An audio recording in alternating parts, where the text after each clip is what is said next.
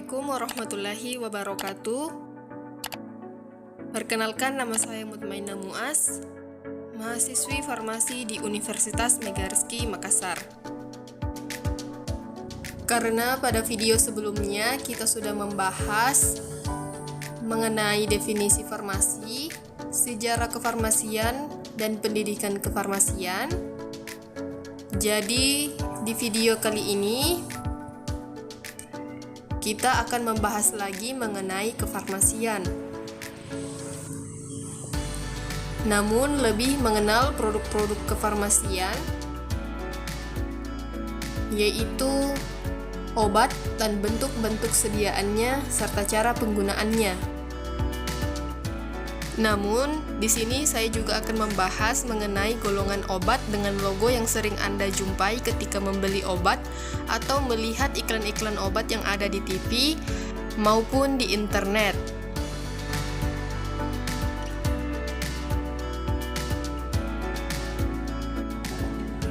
Selanjutnya, bahaya obat jika tidak sesuai dengan dosis dan bahaya antibiotik jika informasinya tidak akurat.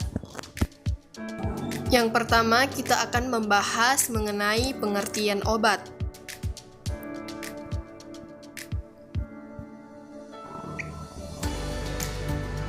Obat adalah bahan atau zat yang berasal dari tumbuhan, hewan, mineral maupun zat kimia tertentu yang dapat digunakan untuk mencegah, mengurangi rasa sakit, memperlambat proses penyakit dan/atau menyembuhkan penyakit. Obat harus sesuai dosis agar efek terapi atau khasiatnya bisa kita dapatkan. Sedangkan obat tradisional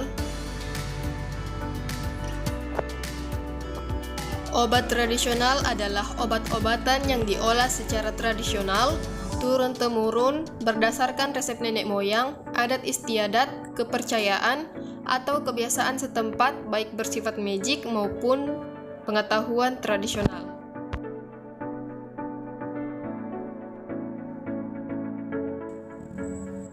Menurut penelitian masa kini, obat-obatan tradisional memang bermanfaat bagi kesehatan dan saat ini penggunaannya cukup gencar dilakukan karena mudah dijangkau masyarakat, baik harga maupun ketersediaannya. Obat tradisional pada saat ini banyak digunakan karena menurut beberapa penelitian tidak terlalu menyebabkan efek samping. Selanjutnya, bentuk-bentuk sediaan obat.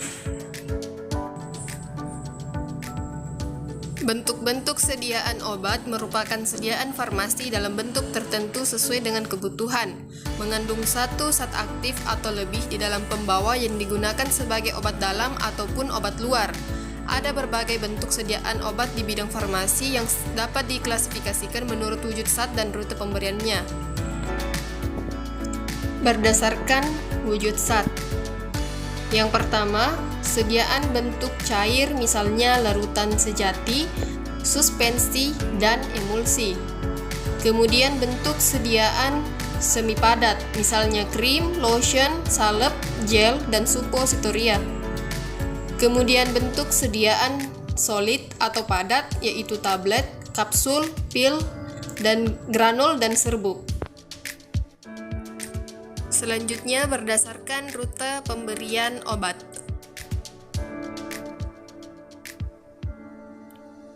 Yaitu melalui oral atau melalui mulut atau diminum. Kemudian ditempatkan di bawah lidah atau disebut sublingual atau antara gusi dan pipi atau disebut bukal, contohnya tablet. Kemudian parenteral atau diberikan melalui suntikan ke pembuluh darah, ke dalam otot, ke dalam ruang di sekitar sumsum tulang belakang, atau di bawah kulit, contohnya injeksi, larutan emulsi, dan lain-lain.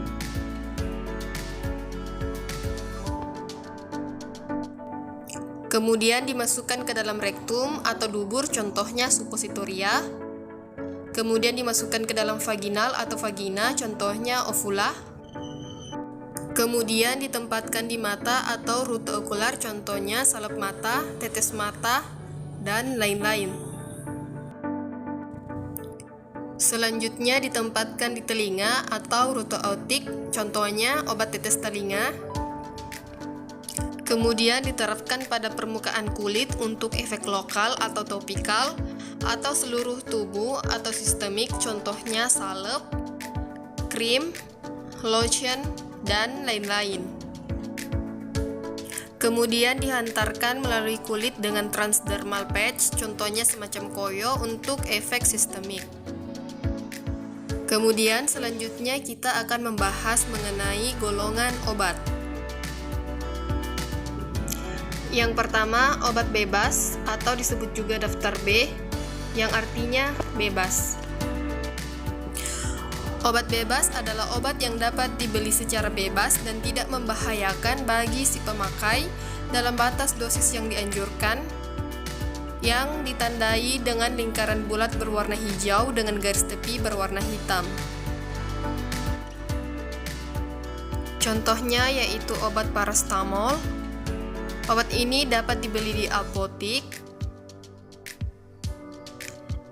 di toko obat, maupun di warung-warung.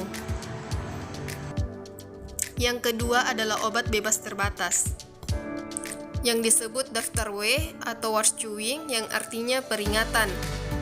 Obat bebas terbatas adalah obat yang diserahkan tanpa resep dokter dalam bungkus aslinya dari produsen atau pabriknya, yang ditandai dengan lingkaran bulat berwarna biru dengan garis tepi berwarna hitam, serta diberikan tanda peringatan yaitu P nomor 1 sampai dengan P nomor 6.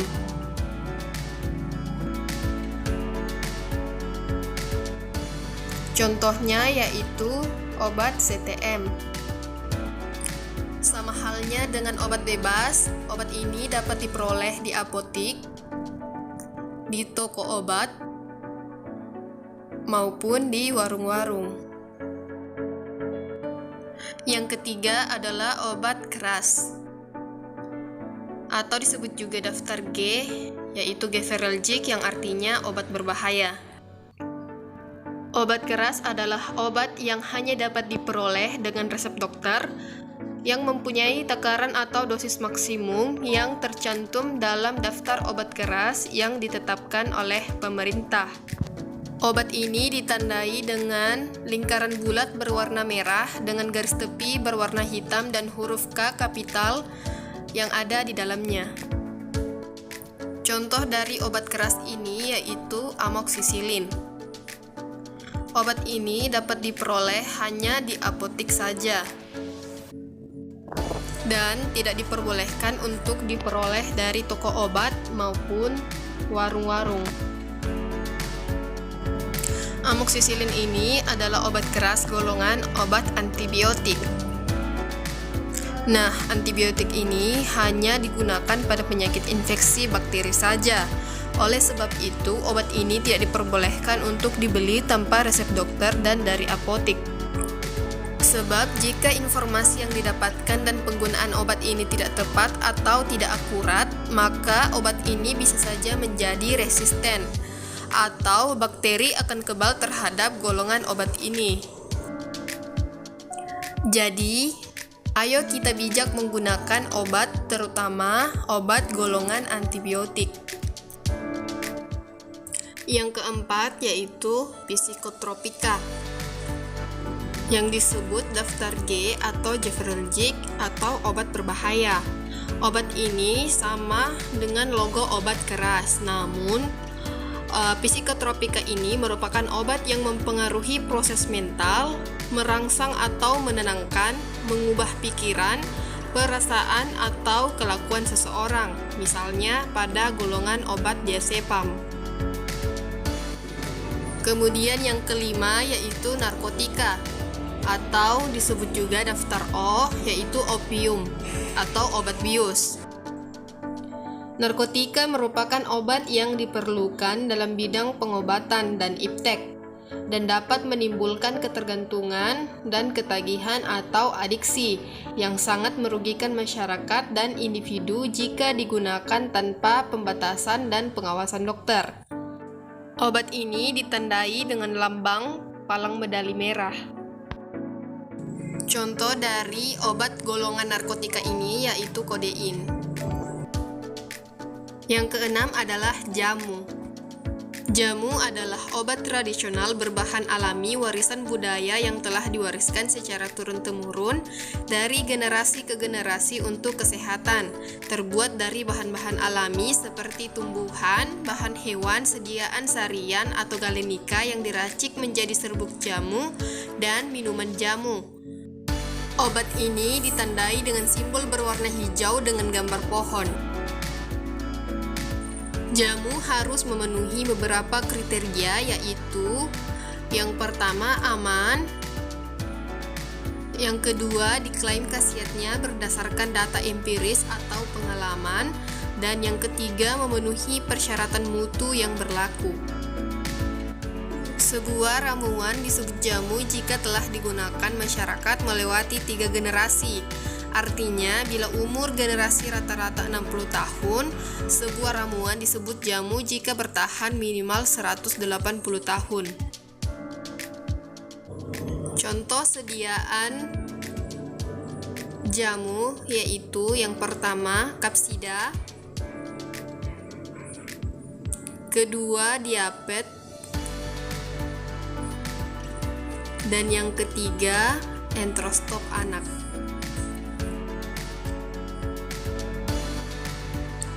Yang ketujuh adalah obat herbal terstandar atau OHT. OHT adalah obat tradisional yang berasal dari ekstrak bahan tumbuhan, hewan maupun mineral. Obat herbal terstandar ini sudah melewati uji praklinik atau uji terhadap hewan coba yang bahan bakunya telah dibuktikan dan berkhasiat secara alamiah. Logo pada obat ini ditandai dengan simbol 3 bintang berwarna hijau dengan garis tepi berwarna hijau. Contoh sediaan pada OHT ini yaitu yang pertama obat lelap dan yang kedua tolak angin. Terakhir yaitu fitofarmaka.